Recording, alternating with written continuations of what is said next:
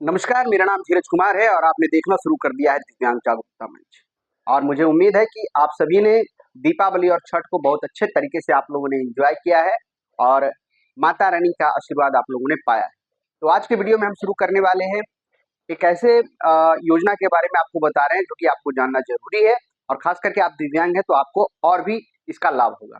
देखिए, तो आज हम बात करेंगे मुख्यमंत्री स्पॉन्सर योजना के बारे में। इसमें क्या होता है इसके बारे में छोटी सी जानकारी आपको दे दूं कि इसमें जो है 4 तरह का कैटेगरी मुख्यमंत्री स्पॉन्सर योजना में बनाया गया है, जिसमें दिव्यांग और विधवा, साथ ही जो पुरुष कमाऊ पुरुष के साथ यदि दुर्घटना हो जाती है या कमाऊ पुरुष किसी कारणवश जेल में बंद है, तो उन तमाम 4 कंडीशन के आधार पर उन तमाम 4 तरह के लोगों को स्पॉन्सरशिप का लाभ दिया जाता है। इसमें क्या लाभ दिया जाता है, किस तरह का बेनिफिट होता है, उन तमाम चीजों पे आज हम चर्चा करेंगे। तो आइए स्क्रीन पे आपको लेकर चलते हैं और तमाम चीजों को हम स्टेप बाय स्टेप समझाने का प्रयास करते हैं। सबसे पहले आप देख रहे होंगे कि यहाँ पर हमारे स्क्रीन पे आपने देखा होगा, तो यहाँ पर आपको दिखाई दे रहा होगा कि बिहार सरकार समाज कल्याण विभाग राज्य बाल संरक्षण समिति के द्वारा जो ये नोटिफिकेशन है, ये फॉर्म है, इसको आपको अप्लाई करना है। आपको बता दूं कि ये फॉर्म आपको ऑफलाइन करना है और इसमें क्या होगा, क्या बातें होगी, इन तमाम चीजों के बारे में इसमें मैं आपको बता दूं कि इसमें जो है आपको इस स्पॉन्सरशिप योजना के माध्यम से आपको जो है सरकार जो है 4,000 रुपए का एक मुफ्त राशि बच्चों की पढ़ाई के लिए आपको मिलता है। तो चलिए अब एक एक कर बात को समझते हैं और इसमें क्या क्या आपको बेनिफिट होने वाला उन तमाम चीजों पे हम बात करेंगे। जैसा कि आपने अभी देख लिया कि यहाँ पर आपने देखा कि राज्य बाल संरक्षण समिति, ये जो है जिला इकाई का एक कार्यक्रम, सॉरी, राज्य सरकार का एक कार्यक्रम है जो कि जिला स्तर पर कार्यान्वयन है।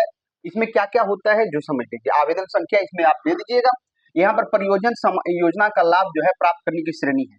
पहला मैंने बताया था कि विधवा, तलाकशुदा, परित्यक्त महिला के बच्चे। कहने का मतलब विधवा मतलब जिनके पति गुजर गए हैं, तलाकशुदा जिनके पति छोड़ दिए हैं, और परित्यक्त महिला के बच्चे, इनको जो है इस योजना का लाभ मिल सकता है। टिकट, लेकिन इसमें 4 कैटेगरी में से कोई 5 कैटेगरी में से कोई एक ही कैटेगरी आपका होगा। हम आपको बता रहे हैं अनाथ बच्चे जो अपने निकटतम संबंधी के पास रह रहे हैं, मतलब इनको कोई केयर टेकर है जो इसको देख रहा है परिवार के रूप में, अनाथ बच्चे को, तो उस स्थिति में भी इस योजना का लाभ मिलेगा। कमायु सदस्य जो गंभीर बीमारी से पीड़ित हो गया है, आप समझ ही रहे हैं, तो उस स्थिति में भी इस योजना का लाभ आपको मिलेगा। अभिभावक जो कामवान सदस्य है, मानसिक अस्वस्थता या दुर्घटना के कारण बच्चों की वित्तीय एवं भौतिक आवश्यकता पूर्ति करने में अथवा देखभाल करने में सक्षम न हो, इसी की हम बात कर रहे हैं।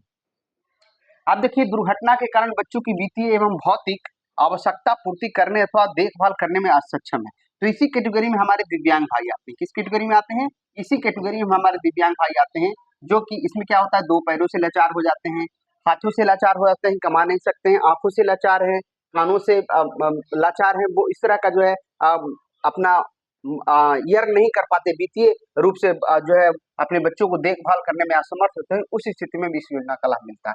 और 5 नंबर है जो कि कमाऊ सदस्य जो आपका अभिभावक जेल में बंद है और दूसरे अभिभावक बेरोजगार, तो उस स्थिति में इस योजना का लाभ मिलता है। योजना का फॉर्म हम भरने के लिए बता रहे हैं, तमाम चीजें आपको यहाँ पर समझ में आएगी, तो एक एक कर आपको समझना है। इसमें आप फॉर्म भर रहे हैं और आपको सारा जानकारी होगा। देखिए, जब आप फॉर्म भरिएगा, सबसे पहले यहाँ पर फोटो वाला सेशन, जिसमें आप फोटो में इस बात का ख्याल रखना है कि आवेदन आप डाल रहे हैं, आवेदन कहाँ जमा होगा इसके बारे में मैं आपको बताऊंगा।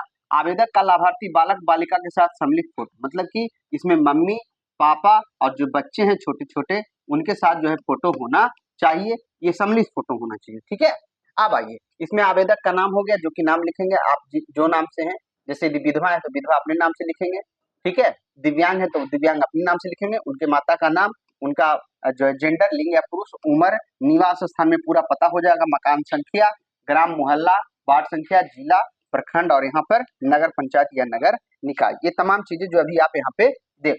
अब हम आगे बढ़ेंगे तो थोड़ा और ऊपर चलते हैं, तो यहाँ पर आप देखेंगे कि यहाँ पे आपसे कैटेगरी पूछा गया है। कैटेगरी मतलब आप किस जाति के हैं, कोटि, जिसमें अनुसूचित जाति, जनजाति, पिछड़ा वर्ग, अति पिछड़ा, समान जो है आप निशान ले आए। यहाँ पे अल्पसंख्यक है तो उसके बारे में हाँ या ना टिक आउट करेंगे वो।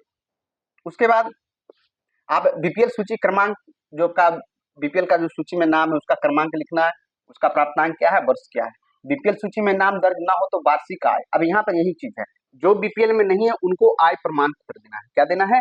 आय प्रमाण पत्र। आय प्रमाण पत्र यहाँ पर आपको देना है। ये आय प्रमाण पत्र कहाँ बनता है? तो आपके अपने प्रखंड के आरटीपीएस काउंटर पे बनता है, जाति आय निवास, तो वहीं से आपको ये बनवाना है आय प्रमाण पत्र। अच्छा, ये आय प्रमाण पत्र कितने का होगा? तो लगभग 1.5 लाख का होगा, तो आपका काम हो जाएगा। ठीक है, आगे बढ़ते हैं। लाभार्थी से आवेदक का संबंध क्या है? मतलब बच्चों के साथ जो आप संबंध दे रहे हैं वो संबंध क्या है? लाभार्थी बच्चे का विवरण। अब देखिए यहाँ पर विवरण भरना है, इसको थोड़ा सा समझना है। जैसे देखिए अब इसमें सारी चीजें पता चलेगा। नाम एवं आधार संख्या, जैसे कोई बच्चा का नाम ले, मान लें हम यहाँ लिख रहे हैं क्या? मोहन कुमार। अब इसका आधार संख्या लेंगे 712346896234, जो भी है समथिंग। बालक है, टिक आउट। बालिका है, इसमें नहीं, या बालिका होगा तो इसमें टिक आउट, उसमें नहीं। अलग है, ट्रांसजेंडर है तो वो अलग। इसमें डेट ऑफ बर्थ दे देंगे 2/5/2002, इस वर्ष हो गया। अब इसके हिसाब से इसका आयु कितना हो रहा है, आयु निकाल करके मान के चलिए इसका उम्र जो है 12 वर्ष 4 महीना हो रहा है। क्या 12 वर्ष 4 महीना हो रहा है? उसकी शिक्षा क्या है? प्राइमरी है, प्राथमिक है, प्राथमिक है, या आप इसको ये समझ लीजिए अपर प्राइमरी है, लोअर है, जो देख लीजिए। माता पिता का नाम यहाँ पे और अन्य, इसमें ये सारी चीजें हैं। ठीक है, ये इस तरह से हम आपकी इसको भरेंगे। अब उसके बाद आगे बढ़, इसमें कुछ चीजें हैं जो अब यहाँ पर आप समझने का जरूरत है। यहाँ पर बताया जा रहा है कि अब जब आप यहाँ पर लाभार्थी बच्चे के अनाथ होने की स्थिति में, जो कैटेगरी है अब आप देख लीजिए, इसमें 4 कैटेगरी है, 4 कैटेगरी के हिसाब से यदि आप लाभार्थी बच्चे अनाथ होने की स्थिति में, जिसके पिताजी गुजर गए, तो उस स्थिति में क्या होगा? माता पिता का नाम और दोनों बच्चों का नाम रहेगा। 2 बच्चों का ही लाभ सरकार देती है। और ये हो गया उसी स्थिति में जब बच्चे अनाथ हैं। 15 नंबर कॉलम है, इसमें बच्चा जो है माता पिता, इसी में ये कॉलम आप भरेंगे, आप जो है यही कॉलम भरेंगे, दिव्यांग वाला। दिव्यांग होने की स्थिति में, होने की स्थिति में कौन वाला कॉलम आप भरेंगे? तो ये 15 नंबर कॉलम, 15 नंबर कॉलम भरेंगे। अपने माता पिता का नाम देंगे और स्त्री पुरुष, दुर्घटना की अवस्था में यहाँ दिव्यांग, और संलग्न कागज। तो संलग्न कागज में यहाँ पर आप दीजिएगा दिव्यांगता प्रमाण पत्र, दिव्यांगता प्रमाण पत्र, या इसको आप दे सकते हैं यूडीआईडी कार्ड। ये 2 चीज, यूडीआईडी कार्ड। ठीक है, ये यही वाला कॉलम आपको भरना है। बाकी फिर जो नीचे वाला कॉलम हो जाएगा उसमें आप देखिएगा तो इसमें हो गया जिनके बच्चे जो है तलाकशुदा हैं उनको हो गया। लाभार्थी बच्चे जिनके माता पिता तो दोनों कैदी हैं, मानो दोनों जेल में हैं, तो उसी स्थिति में। अब आइए, आपको जो कॉलम भरना है दिव्यांग होने की स्थिति में, मैंने उस कॉलम के बारे में बता दिया। अब इसमें आप देख लीजिए, इसमें आप थोड़ा सा समझ लीजिए कि आवेदक का पूर्व से राष्ट्रीयकृत बैंक में, अब राष्ट्रीयकृत बैंक कह रहा है, तो राष्ट्रीयकृत बैंक जो होता है ना, जो वो 19 है, उसके बारे में आप साइट पे देख लीजिएगा कि राष्ट्रीयकृत बैंक कौन कौन है। जैसे पंजाब नेशनल बैंक हो गया, इलाहाबाद हो गया, स्टेट बैंक हो गया, तमाम चीजें आप देख लीजिएगा, उसको पता कर लीजिएगा। और उसमें आपका खाता होना चाहिए, खाता भी होना चाहिए जो संयुक्त बचत खाता के रूप में होना चाहिए। क्या होना चाहिए? संयुक्त बचत खाता, मतलब कि बच्चे और गार्जियन का साथ में अकाउंट होना चाहिए। दूसरा का खाता आपका नहीं है तो खाता खुलवाना पड़ेगा। खाता खुल जाएगा तो यहाँ पर बैंक का नाम दीजिएगा, किस बैंक का है, उसका खाता संख्या हो गया, उसका आधार संख्या हो गया, बैंक का नाम हो गया, मोबाइल नंबर हो गया, ये तमाम चीजें। यहाँ पर आपका डिक्लेरेशन है जो कि आप यहाँ पे देख लें।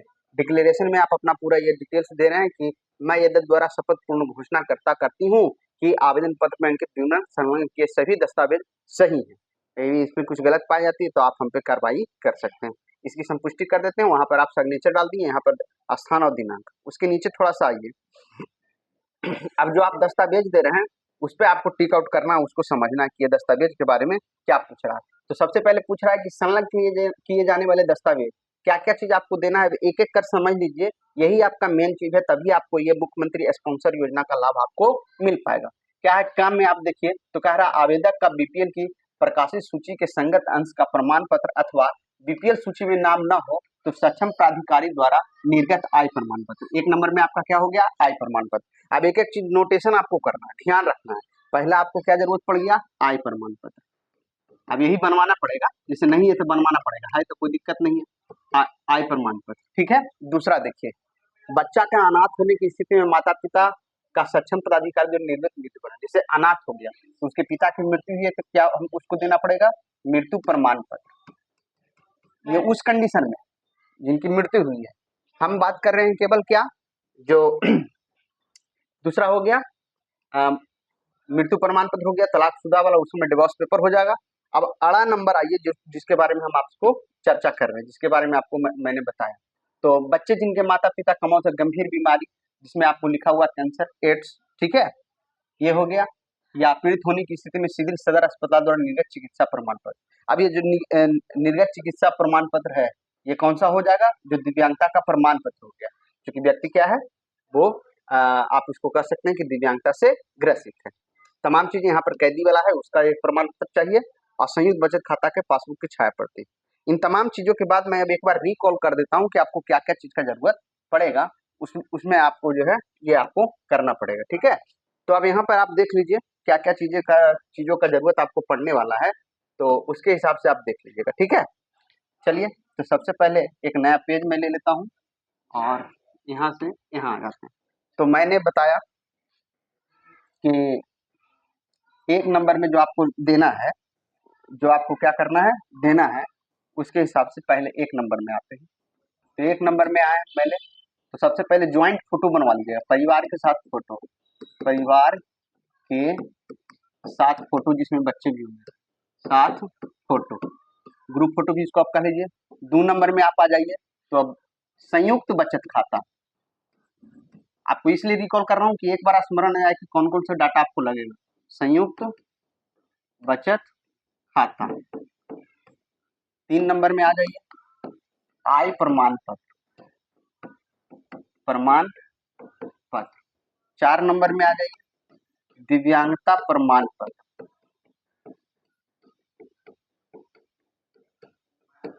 जिसको हम लोग यूडीआईडी कार्ड बोल रहे हैं। 5 नंबर में आ जाइए, परिवार के साथ फोटो, संयुक्त बचत खाता, आय प्रमाण पत्र, दिव्यांगता का प्रमाण पत्र। उसके बाद आपको क्या 5वां नंबर आपको जरूरत पड़ेगा, तो 5वां नंबर हमको लगता है कि और कुछ नहीं जरूरत पड़ेगा, लास्ट में खाली अब आपको जरूरत पड़ेगा आधार कार्ड। क्या जरूरत पड़ेगा, आधार कार्ड। ये 5 चीज हो गई। अब ये पूरा फार्म जब भरिएगा, तो फार्म भरने के साथ वो फार्म भी है, ये फार्म का यदि जरूरत पड़ेगा तो आप मेरा जो है टेलीग्राम वाला चैनल जो है दिव्यांग जागरूकता मंच वाला सर्च करके आप उस पर जुड़ जाइएगा। वीडियो डालने के बाद कुछ समय के बाद ये फॉर्म भी मैं डाल दूंगा, उस फॉर्म को आप वहां से डाउनलोड करके निकाल सकते हैं। तो अब क्या हो गया, फॉर्म भरिएगा तो इसके साथ अब आपको देना पड़ेगा क्या, फॉर्म। फॉर्म जो है 3 पेज का है फॉर्म, इसी के साथ ये इतना संलग्न करना पड़ेगा, इतना क्या करना पड़ेगा, संलग्न। अब इसको करने के बाद इसको जमा कहाँ करना है, तो सबसे पहले आप जिस जिला में, तो जिला में है तो जिला में आपको जाना होगा कहाँ, बाल संरक्षण इकाई कार्यालय, या इसको राज्य बाल संरक्षण भी कहते हैं, राज्य बाल संरक्षण इकाई जो जिला स्तरीय पर होता है, उसके इकाई में जाइएगा। वहां पे जो है अपना वहां जो है कार्यालय में इस फॉर्म को क्या करना है, जमा कर देना है। कार्यालय में जब ये फॉर्म जमा होगा तो वहां से जितना भी प्रमाण पत्र आपने दिया है, जैसे दिया संयुक्त बचत का छोड़ दीजिए, आय प्रमाण पत्र, आय प्रमाण पत्र आपके आरटीपीएस काउंटर पे जाएगा वेरिफिकेशन होने के लिए, फिर इसी कार्यालय से दिव्यांगता प्रमाण पत्र वेरिफिकेशन होगा।